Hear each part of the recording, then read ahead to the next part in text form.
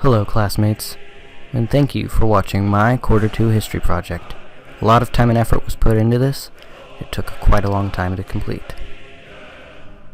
Anyway, my project is on probably the most iconic and shortest historical person of any military or country or anything like that. I'll give you some hints. He is of course short, he loves burning things, and he was later considered a psychopath. Guess who we're talking about? It's Mario! Oh, wait. Sorry, no. It's the wrong video. Sorry. It's Napoleon. Same difference.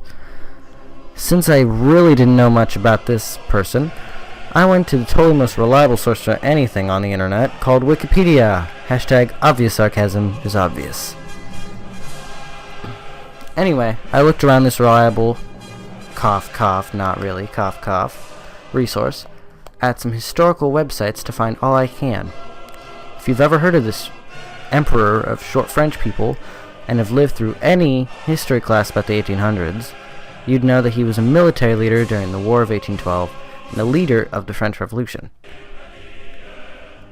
He was a mastermind behind years of wars that caused millions of deaths and millions of dollars worth of destruction. All for what? Power? Money? He already had both. Okay, let's backtrack to his beginning. Napoleon was born in Ajaccio on the island of Corsica on August 15th, 1769. He was the second of 8 surviving children, completely safe, born to Carlo Bonaparte, 1746 to 1785, a lawyer, and Letizia Bonaparte, 1750 to 1836. He was in fact minor nobility, but they weren't wealthy.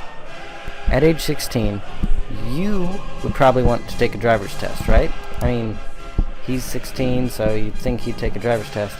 But no, it's the 1800s. Instead, he got to be second lieutenant in an artillery regiment of the French army. It's basically like not only getting a driver's license, but also being allowed to drive a tank around.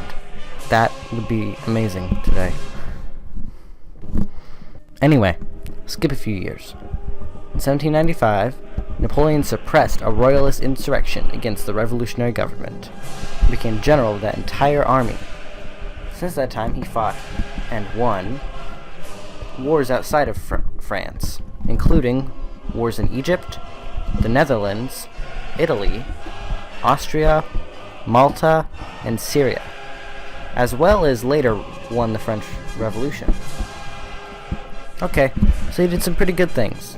He created a lasting banking system, a legal system, and a legal code that are still in use, and saved France from post-revolutionary chaos. After you've had a revolution, there's always going to be chaos. Okay, so he did some good things, but also some pretty bad things. He, well, for one, crowned himself as the emperor of the world. Totally a great idea to put him in charge. I mean, he's only kind of power-hungry and psychotic right now. Hashtag super obvious sarcasm, super obvious. Anyway, besides that, he had 2 marriages. The first to a woman 4 years older than him, which wouldn't be weird, except for the fact that she had no children with him. And she had 2 teenagers, though, from her late first husband. His second wife, Mary Louise, had his child a year after they were married. His only legit son, guess what he did? He was probably like the best dad to that child. He crowned him King of Rome. Yep. Really, King of Rome.